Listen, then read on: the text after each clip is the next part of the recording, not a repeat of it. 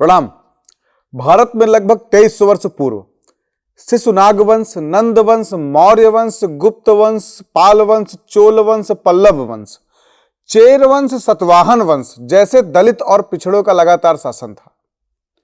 लगातार लगभग 12 वर्षों तक इन्होंने इस देश पर शासन किया। मात्र 120 वर्षों तक सिर्फ राजस्थान के कुछ भूभाग पर राजपूतों का शासन था और 70 वर्ष तक लगभग कुछ जगहों पर ब्राह्मण शासक भी थे।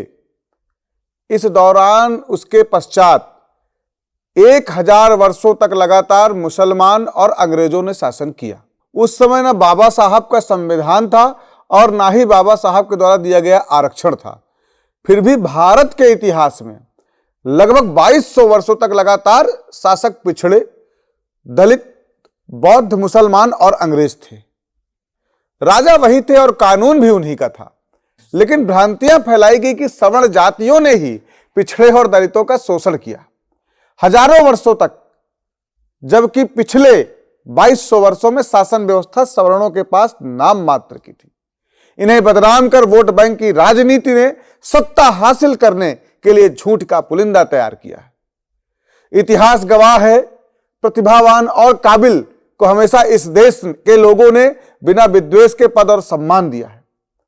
भीड़ तंत्र में परिवर्तित लोकतंत्र में आरक्षण और अंबेडकरवाद के नाम पर सत्ता पाने का आसान रास्ता नेताओं को मिल चुका है।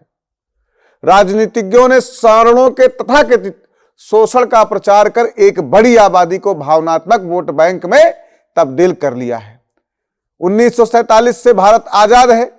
यहां संविधान लागू है जिसमें बिना धर्म और जातीय भेदभाव के सभी को मेहनत के दम पर आगे बढ़ने के लिए समान अवसर प्रदान किया जाता है। आजादी के बाद 3 पीढ़ियां समाप्त हो चुकी हैं जब देश में सभी को समान अधिकार प्राप्त है, तो कुछ विशेष वर्ग को तथाकथित शोषण के नाम पर काबिलियत का मापदंड समाप्त कर शिक्षा, नौकरी, योजना, राजनीति में 3 पीढ़ियों से आरक्षण का लाभ क्यों दिया जा रहा है? प्रतिभा का गला घोटकर लोगों को जाति और धर्म में बांटकर उनकी भावनाओं को भड़काकर सत्ता पाने के लिए अंबेडकरवाद एक आसान सूत्र बन चुका है। वैसे लोकतंत्र से क्या फायदा जहां चुनाव के द्वारा चयनित 50% से ज्यादा सांसद और विधायक पर आपराधिक मामले दर्ज हैं। देश में कानून कैसे लोग बना रहे हैं जिन पर खुद संगीन आरोप और कानून तोड़ने का मुकदमा दर्ज है। धार्मिक और जातीय उन्माद पर वोट पाकर सरकार बनाना लोकतंत्र को सफलीभूत कदापि नहीं कर सकता है। इसलिए लगातार जो सवर्णों पर आरोप लगाया जा रहा है, पहले आप अपने इतिहास पर झांकें। आप अपने पूर्वजों के जो राजा रहे उनके इतिहास को पढ़ें। जब उन्होंने आपका उद्धार नहीं किया तो आप किस तरीके से हम पर शोषण और शासन का आरोप लगा सकते हैं? मैं किसी जाति का विरोध नहीं कर रहा हूं, पर सच्चाई को आईना जरूर दिखा रहा हूं। बहुत बहुत धन्यवाद।